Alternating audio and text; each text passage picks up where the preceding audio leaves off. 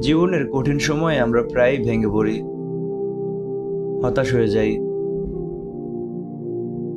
মনে হয় যেন চারপাশ থেকে অন্ধকার আমাদের ঘিরে ধরেছে।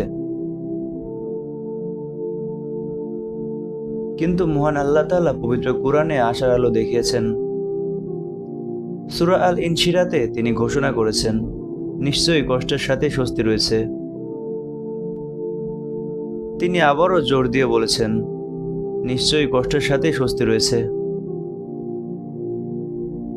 খেয়াল করুন, আল্লাহ বলেননি কষ্টের পরে স্বস্তি, বরং বলেছেন কষ্টের সাথে স্বস্তি।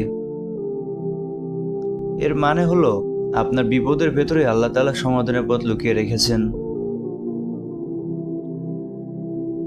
আপনার প্রতি ফোঁটা চোখের পানি আর ধৈর্যের প্রতিদান তিনি দেবেন। বিশ্বাস রাখুন, আল্লাহর সাহায্য খুব কাছে। তাই ধৈর্য হারাবেন না। এই মেঘ কেটে গিয়ে আপনার জীবনও আসতে পারে ঝলমলে রোদ। আল্লাহ আমাদের সবাইকে ধৈর্য ধরার তৌফিক দান করুক।